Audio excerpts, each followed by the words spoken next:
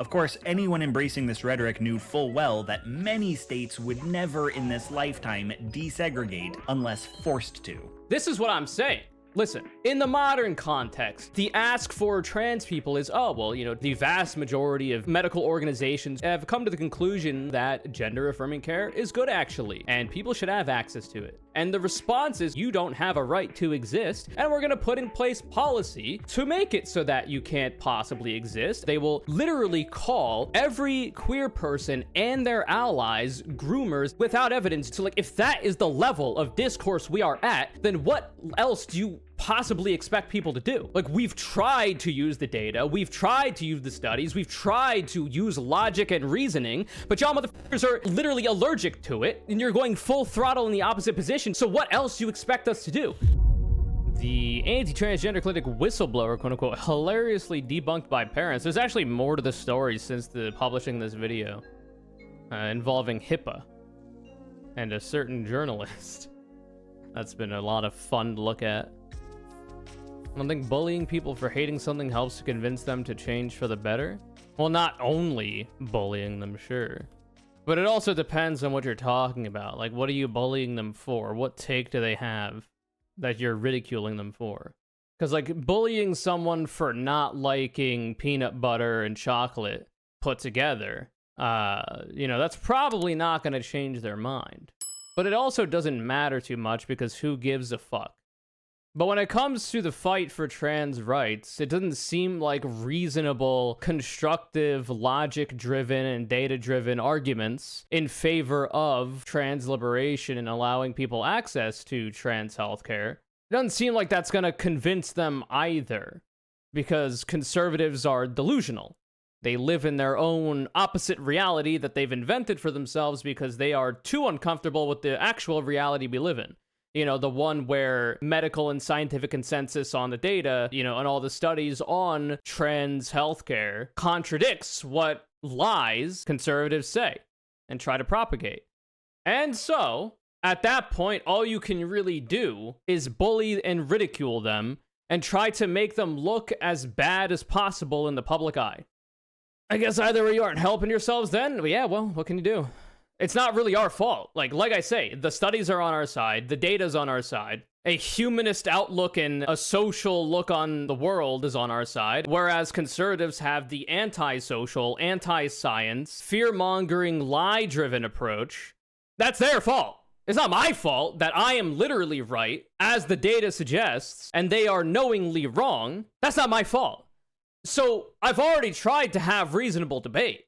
I've put the information out there. I've tried to be reasonable in my rhetoric, but for a lot of conservatives, it's not enough. So there is nothing else to do than to make them politically irrelevant. And one of the ways you can do that, outside of gaining power through electoral means, outside of gaining power through social change, the only thing I can do after that is make fun of them for being fucking delusional. I've tried everything else. Because, like, on the one hand, you're telling me, you know, I don't think bullying people for hating something helps convince them to change for the better, you know? You're telling me that, but the other side isn't just bullying people for hating something to try to convince us to agree with them. They are utilizing the power of the state and the monopoly of violence that the state has to force their way through. The left has always been willing to debate. The left has always been willing to try to find compromise. The right doesn't want it. They never have. So it's not really my fault. Like, if you want to talk about this kind of shit, talk to them about it, not me. Like, they're trying to legislate their delusions onto the rest of us and utilize state power in order to enforce it.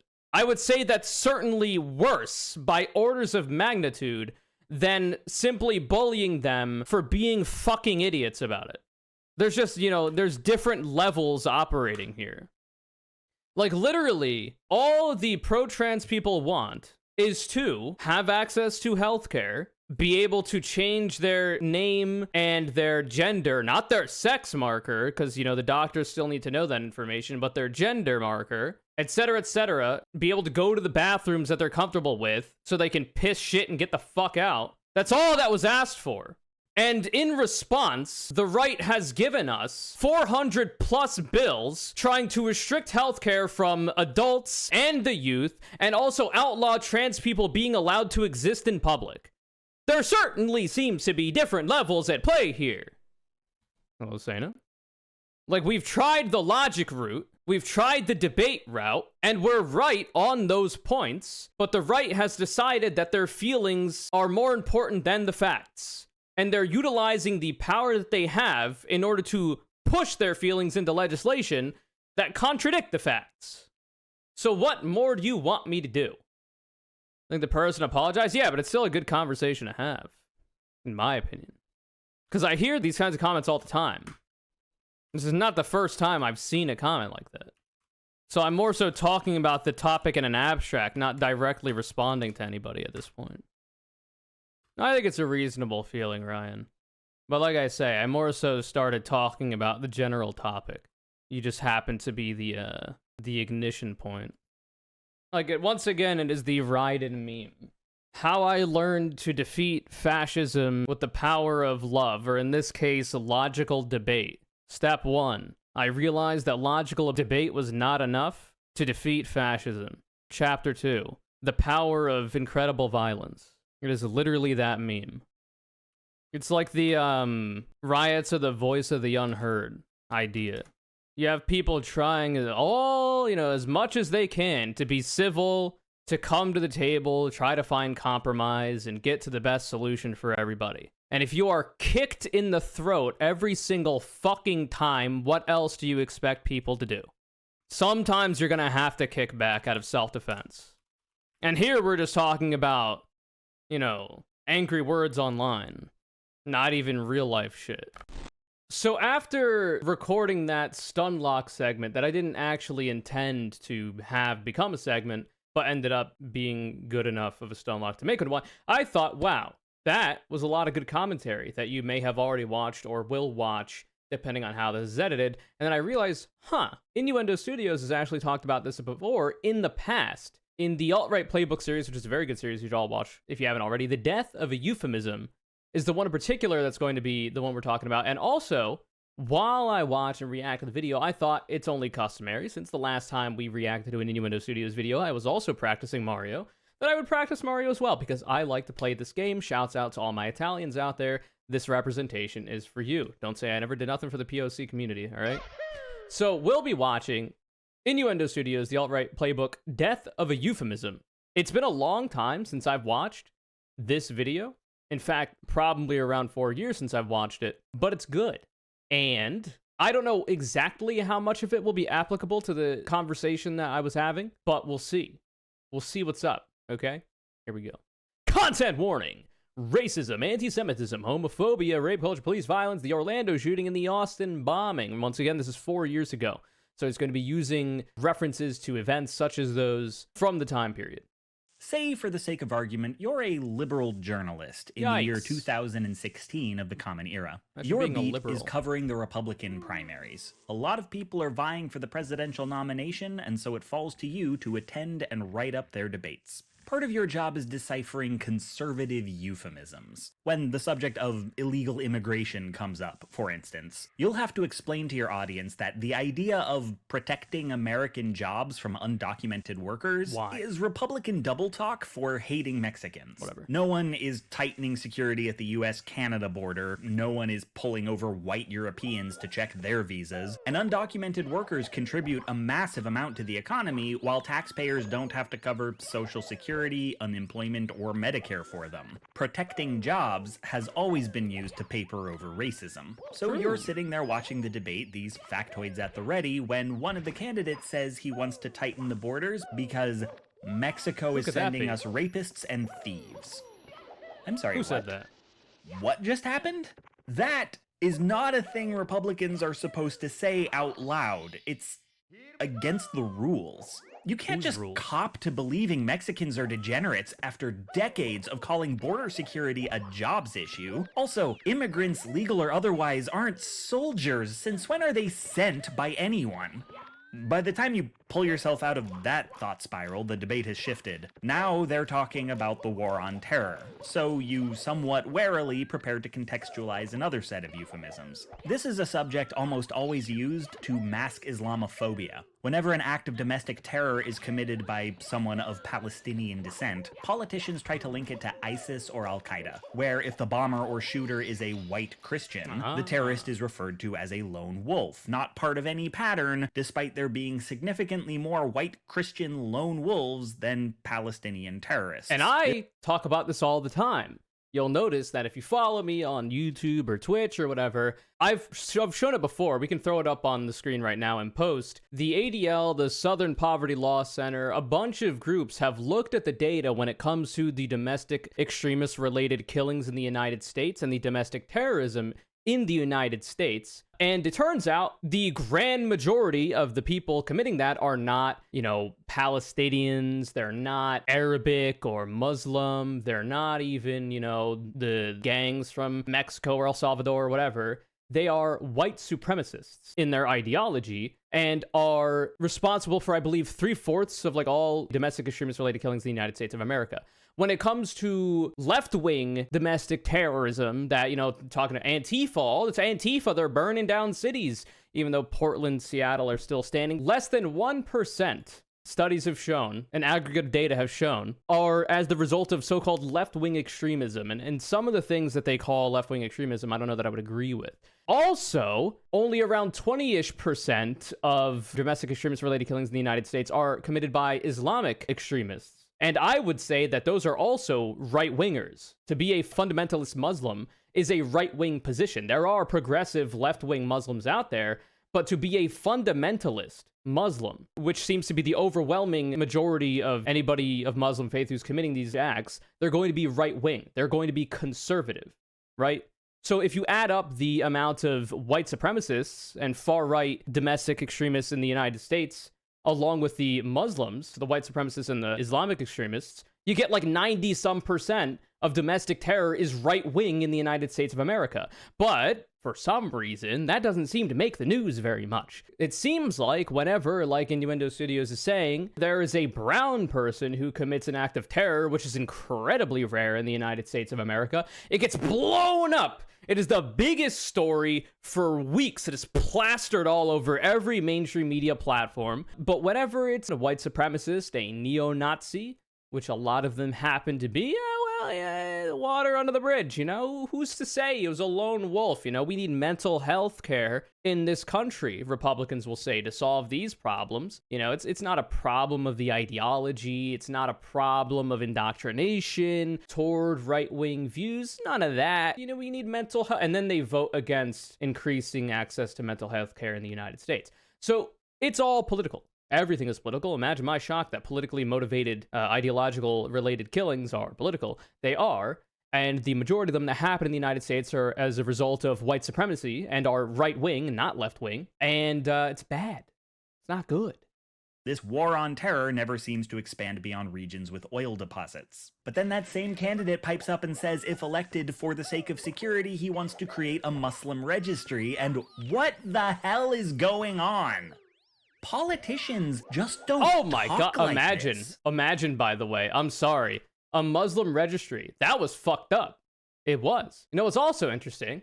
It's not an oppression Olympics kind of thing, because if you're not a rich white male, you're getting oppressed in the United States of America, just to varying degrees. Intersectionality, pretty useful in analyzing the situations. In Florida, the Sunshine State or whatever, they are working on, the DeSantis administration, the Republicans in the legislature, want to have a registry of trans people. They want to have a list of who is getting trans healthcare. They want to know what school children happen to identify as trans or gender nonconforming, whatever. And they are also working to restrict access to medically necessary healthcare that the vast majority of organizations whose job it is to look into the data studies and find out what the standards of care when it comes to the treatment of gender dysphoria and trans people, they decide to, say, fuck all that shit. We're just gonna ban all the care because trans people make our feelings hurt or something.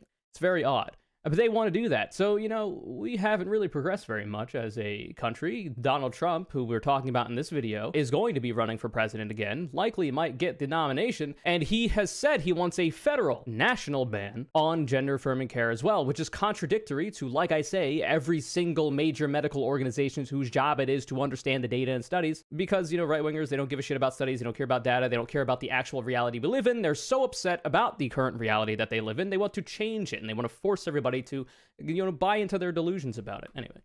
Politicians just don't talk like this. Conventional wisdom is that this kind of language will flare up the extremists in your party while alienating your base. And appealing to both at the same time is why we invented euphemisms. And sure enough, in the following months, you have far-right pundits talking about a Muslim ban on national television, waxing nostalgic about the Japanese internment camps of the 1940s like they weren't a national disgrace. You've got that same candidate casting aspersions on the judge investigating him for fraud because the judge is Mexican-American. You're sitting there with your pen ready to write an article about the alienation of the moderate Republican base, but that moment never seems to come. The guy seemingly tanking his candidacy by appealing to extremists is the one who finally secures the nomination. You realize with some shock that in each of these cases you are witnessing the death of a euphemism. The death of a euphemism is a rare celestial event. Politicians only let a euphemism die when they don't need it anymore. This does not imply good things for Mexicans or Muslims. The circumstances under which a euphemism may die are often spelled out in the circumstances under which it is born. So if we want to discuss it, we'll have to start at the beginning. Let's talk about euphemistic racism in the Republican Party. So this is what I was talking about, how they're just saying it now. Right-wingers feel comfortable enough to do away with euphemistic language, with dog whistles. Now, they do still dog whistle a little bit, but it's barely a dog whistle. It's like a thin veneer of a dog. I don't even know if you could call it a dog whistle anymore. In some ways, you could call it a bullhorn, because a lot of the time they will literally just say what they mean without fear of alienating said moderates, because they don't think they need the moderates, because they don't think they need democracy to win anymore.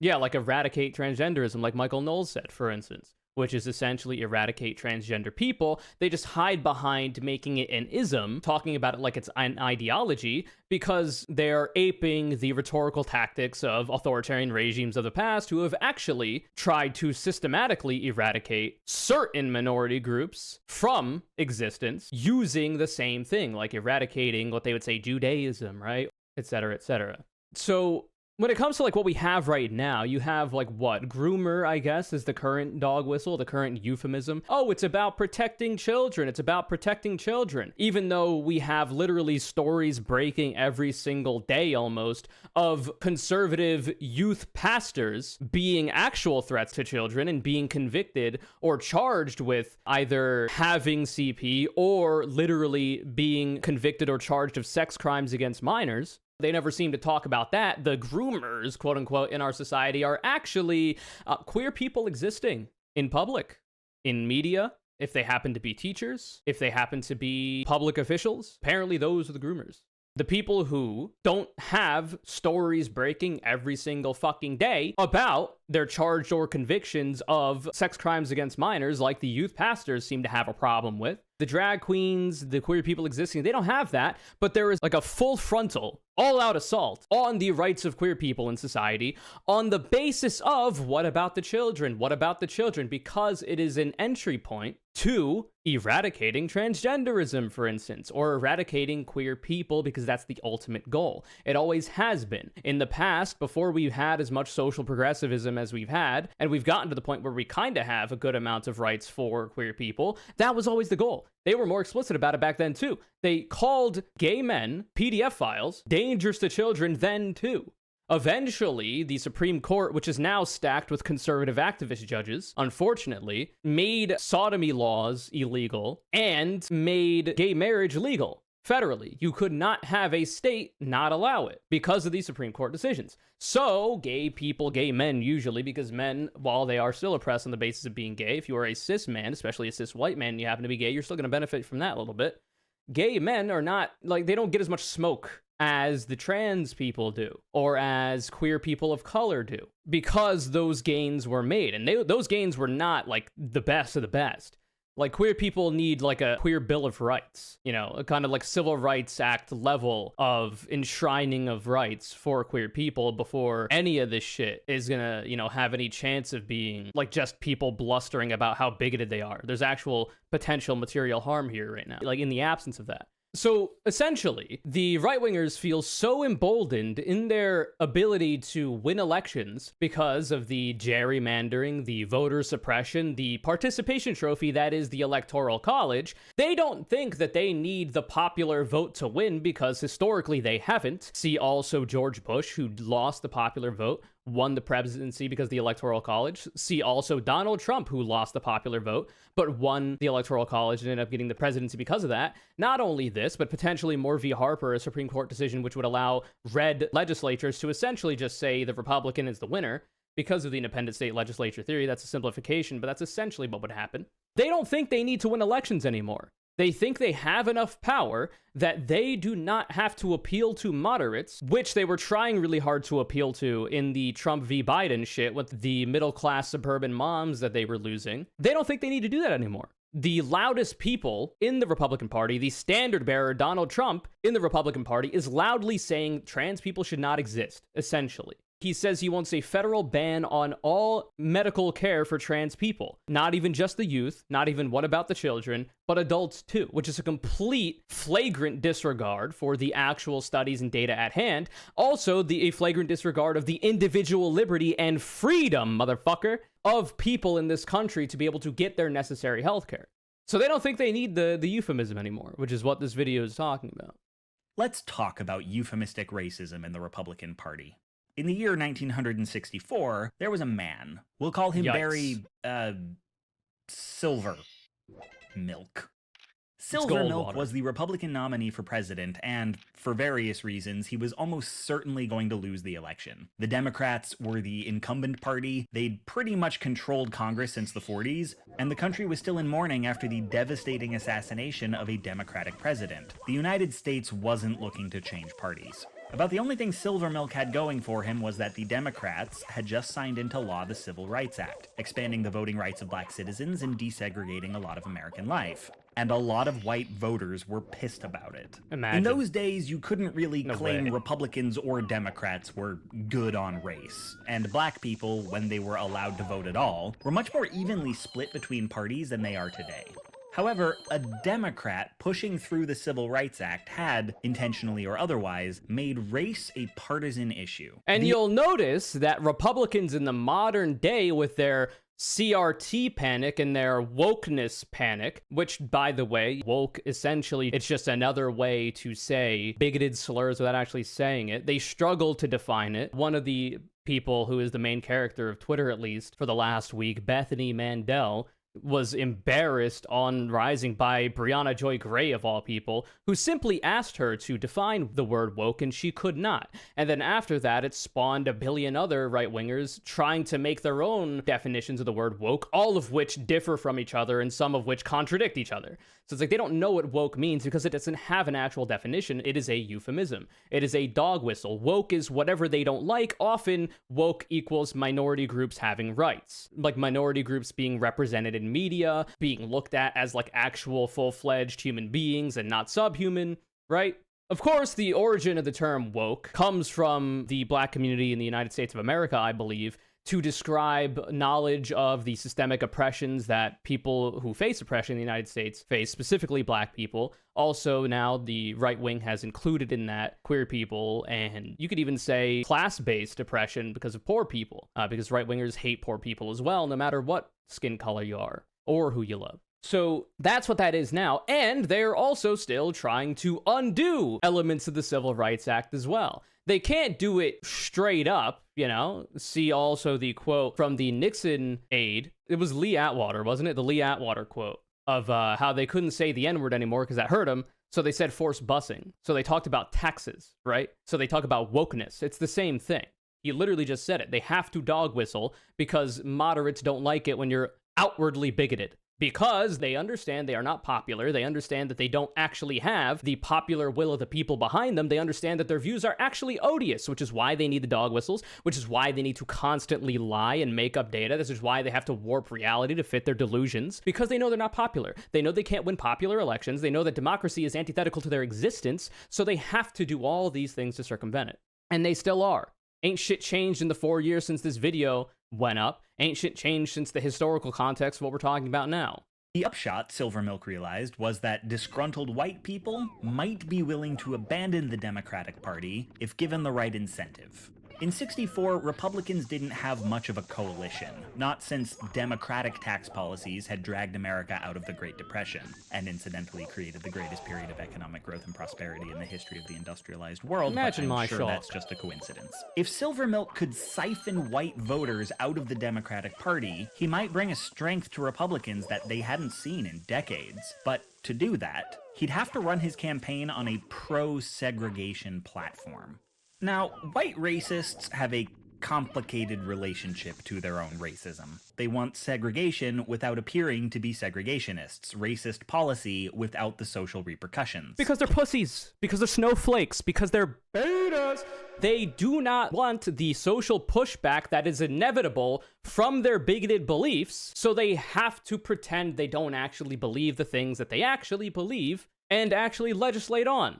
They're fucking pussies. And the idea that the Democrats, which are also pussies, just not as big of pussies, and the left broadly is seen as that because of the lack, I guess, of pushback from Democrats and the broader left, at least in social media of the past, Gamergate, etc., is fucking hilarious and also unfortunate. Because it is so much easier to make the case that Republicans are the biggest possible triggered bitches. Like, people are so scared of everything nowadays that they'll be afraid of Mr. Potato Head turning into just Potato Head. They're mad that he doesn't have a cock anymore or something. They'll get mad that the green M&M is not sexy enough because they think it's wokeness or whatever. They'll get mad about black and brown people appearing in media. Like, if that is the level of oppression that you face, that you get up in arms about it to the point where you're trying to draft legislation on it, you are a pussy. You are a bitch. Possibly, they don't even want to admit their racism to themselves. So Silvermilk would be the framing that allowed the blithely racist, the overtly racist, and the non-racist to unite under a single banner. For this purpose, Silvermilk landed on the long-enduring euphemism, states' rights. Oh, would you look at that? Oh, wow, states' rights? States' rights to do what, motherfucker? Well, it used to be states' rights to keep slaves. And that's what there was a whole war, actually, about that, the civil one. You know, some may say not such a civil war. States' rights to do what exactly? Oh, well, to also restrict the medical care of trans people from them. You know, limit their individual liberty. States' rights to restrict the bodily autonomy and individual liberty from people who can give birth. Women and people who can give birth. Wow. States' rights to do what?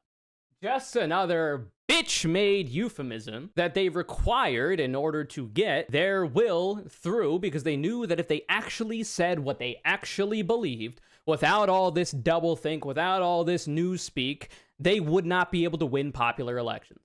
We're talking about the specific invocation of states' rights as a defense of inequality. Silvermilk argued that desegregation, though certainly a nice idea, shouldn't be enacted at the federal level, because no matter how acute the plight of black Americans, the decision to desegregate should be left to the states. Of course, anyone embracing this rhetoric knew full well that many states would never in this lifetime desegregate unless forced to. Yep. But you see, that's not the aim, merely the side effect. This is what I'm saying. There was another time I was ranting about this. I don't know if I said it in the video yet that you're watching right now, but force them. Force them. That's all we have left. Listen, if the ask is from the humanists, the people that do not hate their fellow man, if the ask is, hey, we understand that black people are humans just like everybody else. So there should not be policy put in place that relegates them to being subhuman, like being slaves. So how about we just stop the whole slavery thing? Because frankly, I don't think it's very good. The response was a fucking civil war where they were traitorous and tried to secede from the Union and cause one of the bloodiest wars this country has ever seen. Because they were so fucking bitch-made. In the modern context, the ask is, oh, can women and people who have the capacity to give birth have the access to the bodily autonomy to plan their families as they would like, in case accidents happen and somebody is pregnant but they don't want to be, will allow them for abortion, the majority of which happens in the earliest possible moment, so that they can plan better in the future for it. The response? Literal policies forcing victims of incest and rape to give birth. Because these people, they care about freedom. They care about the children, frankly. Where there was I believe, was it Ohio or some other state where a teen had to flee the state in order to get an abortion? Like, the ask for trans people is, oh, well, the vast majority of medical organizations whose job it is to study the data and look into this have come to the conclusion, from what we know, that gender affirming care is good, actually. And people should have access to it. And you shouldn't try to limit it. It would also be cool if, we could change names on government papers and change gender markers. We would also like to, just not be hate crimed in the street for looking a little funny or whatever these people would think, right? And the response is, okay, well, if that's your ask, we're going to respond by saying you don't have a right to exist, and we're going to put in place policy to make it so that you can't possibly exist and exacerbate conditions that lead you to take your own life. Studies have shown, because we care so much about the children. And the way that they will try to push these things through is, oh, what about the children? These groomers, they will literally call every queer person and their allies groomers, aka PDF files. They'll, without evidence, do that. So, like, if that is the level of discourse we are at, then what else do you possibly expect people to do? Like, we've tried to use the data, we've tried to use the studies, we've tried to use logic and reasoning, but y'all motherfuckers are literally allergic to it, and you're going full throttle in the opposite position because of your own feelings being hurt. So what else do you expect us to do? Overwhelming political force is the only thing we have left, right? Riots are the voice of the unheard. If you take away every other possible avenue that we have already tried to secure the rights for human beings in this country, then what else do you expect motherfuckers to do? That's why when I come up here, I still mention the data, I still mention the studies, I still talk about all this shit, but, like, there's not much else I can do other than that, other than ridicule these motherfuckers, call them pussies, which they are, and move on with my day, because outside of that, overwhelming political force is what's going to be necessary to stop them from trying to make the world a worse place for everybody that isn't them. There's not much else you could do. We've tried all of it. So much the same way that when right-wingers seem to think that they're in a position where they don't need to use the euphemism anymore, that dilutes their side of the discourse to a point where they essentially just say what they mean with a thin veneer of dog whistles instead of the very complex Rube Goldberg machine that it used to be. That also dilutes the discourse on the side of people who are, not hating themselves and everybody else around them, that want to enshrine civil rights and civil liberties to every single human being in this country, no matter their race, creed, religion, nation of origin, who they love, etc., how they identify. It dilutes the discourse for us too, to the point where there ain't much left. It's not the trans activists' fault that they're angry about a lot of this shit. It's your fault for not being receptive to the well-reasoned, not angry, not inflammatory rhetoric that we tried using for years. It's the same for every other oppressed group. It's not our fault that we have to resort to ridicule, to inflammatory rhetoric, to peaceful protest, even unfortunately, for the liberals out there, violent protest, like political force in the electoral context of unilateral dictator-like laws being proposed. Like, we tried. Anyway.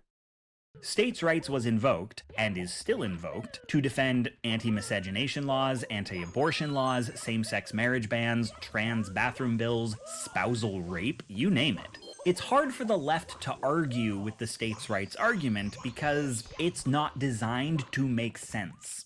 Republicans will say we should leave an issue like same-sex marriage up to the states, but only after a federal ban on same-sex marriage proves infeasible. Up until that moment, they are in favor of government overreach. So states' rights has never been a consistent philosophy, but then why should it be?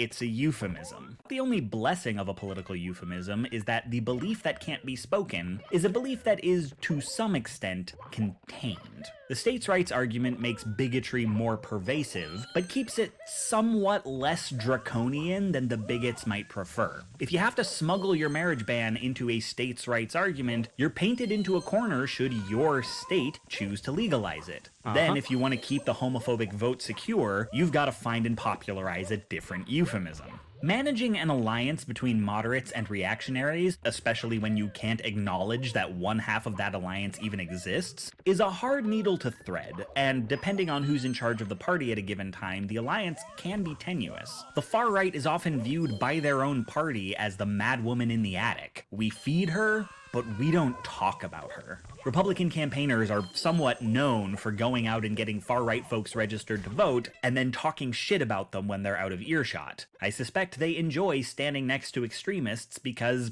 it makes them look moderate by comparison. True. Also, it's the other way around too. The far-right people constantly shit on the moderates, quote-unquote, for as moderate as they are, as being cucks, right? As being not with it. They don't have the gumption to actually be the real ones. This was like Charlie Kirk versus Nick Fuentes wars, the Groyper wars or whatever, where Charlie Kirk, who literally agrees with the majority of the things neo-Nazi Nick Fuentes believes, he doesn't say them, at least not usually, as openly as the neo-Nazi Nick Fuentes does, right? And Nick Fuentes and his fans got mad about that because they're fucking stupid. And they don't understand the strategy at play that Charlie Kirk is employing, where he's trying to look more moderate, he's trying to look more reasonable, even though he literally still agrees with the neo-Nazis, where he advocates for and is getting mad at people pointing out that he advocated for dealing with the trans people like they did in the 50s and 60s, aka lynching, right? He's mad about people calling him out for that because, you know, don't say my words and explain what they mean. That hurts my feelings. It's the same for when Michael Knowles said, eradicate transgenderism. And then a bunch of different news outlets says, oh, you know, CPAC speaker Michael Knowles advocates for the eradication of trans people. And he's like, oh, I didn't say that. I said eradicate transgenderism, not trans people. And then he goes on to contradict himself about that as well, and that he actually did mean to eradicate transgenderism because he doesn't think they are a legitimate category of people, quote unquote. So like at that point, if they're not even a legitimate category of people, but you want to eradicate the so-called ideology, what do you mean, man? He doesn't want trans people to exist. They don't want queer people to exist. They never have. But if what a person wants, what they actually want, is segregation, is a nationwide ban on same-sex marriage, is the mass deportation of Mexicans, is the closing of borders to all Muslim nations, this euphemistic states' rights, job security, war on terror, half-measure bullshit isn't going to cut it forever. When you court the vote of bigots, sooner or later, it's put up or shut up. In 2016, it had been a long time since these people felt that any party had truly represented them. And this is why a candidate who doesn't say protecting jobs, he says Mexicans are rapists, who doesn't say war on terror, he says Muslim registry, appeals to them. He says, in so many words, the Islamophobes, the racists, the sexists, the segregationists, they are my base. I will not appeal. And they literally, his base, say that like it's a good thing about him. Like one of the major things that Trump supporters and Republicans generally, because the Republican Party is the party of Trump, he is literally the standard bearer and still is. He's going to run and he likely will win the nomination again. They are literally like, oh, well, say what you will about Donald Trump. He's saying the things that we're all thinking. What are the things you're thinking? The things that previously the so-called moderates in the Republican Party needed to use euphemisms and dog whistles to get across. Because the newfound Trump supporters, the super far right ones that he brought back into the fold, are so fucking stupid they cannot understand the euphemisms or the dog whistles. They needed a dumb motherfucker, a failed TV show host like Donald Trump, to just say it to them instead so they could actually understand it. He's just saying what we're all thinking, brother, and that's why we like him, because he's an honest politician. I will speak to them directly, without euphemism, because honestly, I don't know how euphemisms work. These are my people, and they are the ones the Republican Party should embrace with open arms. This is supposed to be political suicide.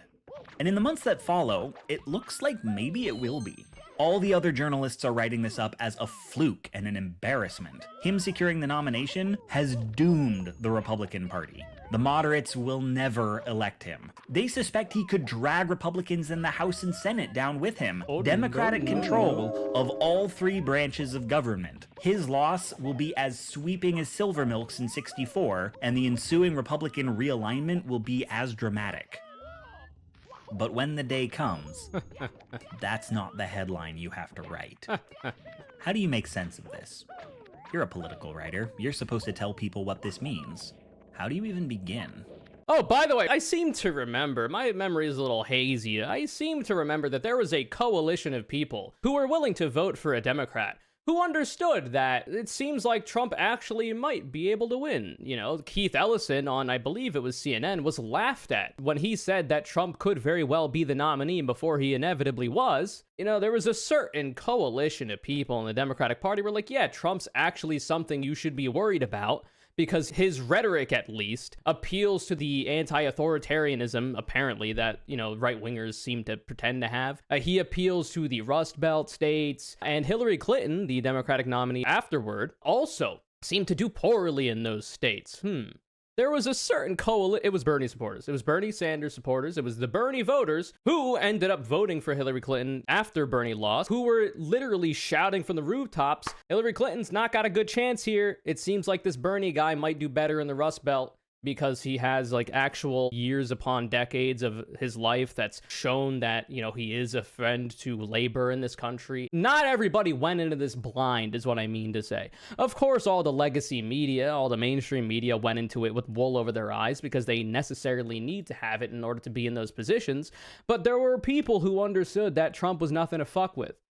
It means, in all likelihood, the bigots are the base now, and the moderates the hangers-on.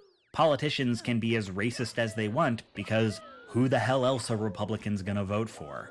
That's not the realignment you were expecting. Now, there's no saying how long this state of affairs will last. One election doesn't mean the center-right and the far-right know how to build a coalition. Maybe a year or two from now, when this guy's passed a little legislation, the moderates will have buyer's remorse, the extremists will feel their guy was more blunt talk than he was action, everything will be worse, and no one will be happy. But that's not much comfort, because it tells you almost nothing about how the next election will go. At this point, anything could happen.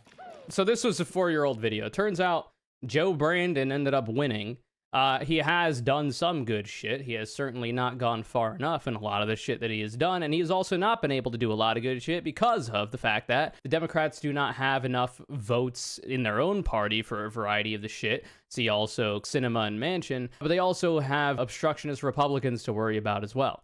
So he's not really protected us from a future Trump, nor protected us from a different kind of Trump, say like Ron DeSantis or whoever else might be the strong opponent to Trump in the primary.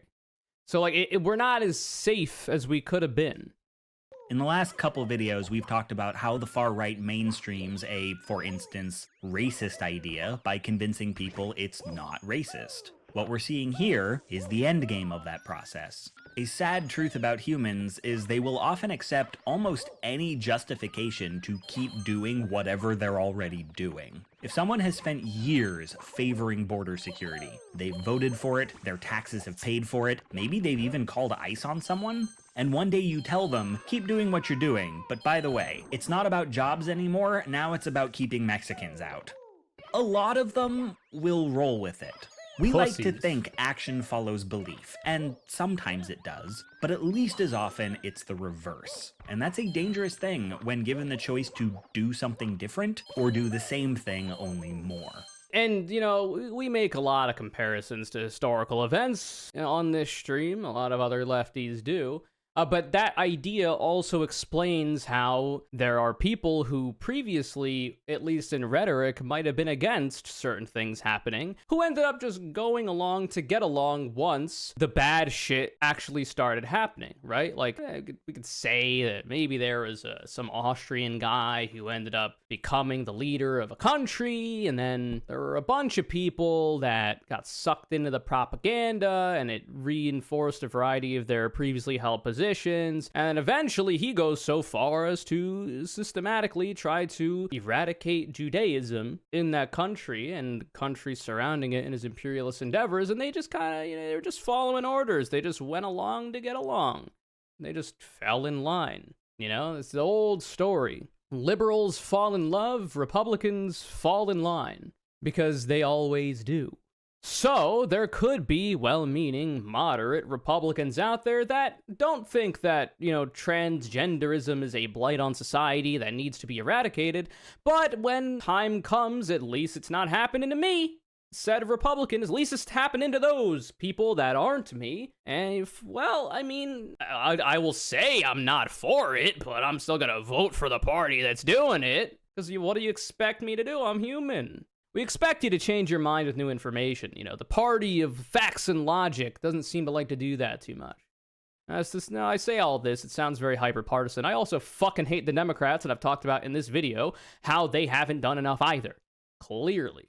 I would not be a leftist if that was my take. I just understand that in a first-past-the-post system, the Democrats are the only other option because third parties are not mathematically viable. You have to strengthen democracy before the two-party system can be dropped in favor of more options. Historically, the first sign that things are about to get a lot worse for minorities is when the racism stops being euphemistic. If I think about the modern context of the United States of America, even the United Kingdom, a variety of countries around, but specifically the United States of America, I think we're there. I think we've been there, actually. It's no good. Get to know your neighbors, make friends in your community, support your community, perhaps, if you are about it, learn self-defense, perhaps pick up a couple non-lethal implements for self-defense, like, a stun gun, or pepper spray. Learn how to use it, train in their use if you are so inclined and comfortable to do so, and you are interested in responsible firearm ownership. That is also your right in the United States of America. Now, much like we saw with the Black Panthers back when, was it Reagan, for one of the few times that a Republican has ever done it is actually put forward gun control legislation, they will try to take your guns away if you do not agree with them politically. Republicans will. But currently, you have the right to self-defense if you are comfortable enough to have a firearm for self-defense. Not everybody is. The first part of responsible firearm ownership is understanding if you are comfortable enough to have the damn thing to begin with, and then train in its use. And then should, a threat to your life or your home or your family or loved ones ever arise in self-defense, it'll be there. That is your right as an American citizen. In a sense, the far right and the liberal journalist share a purpose. The journalist's goal is to expose the truth behind the euphemism in the hopes that people will abandon bigotry once it's been made explicit. The far right does the same, hoping they won't.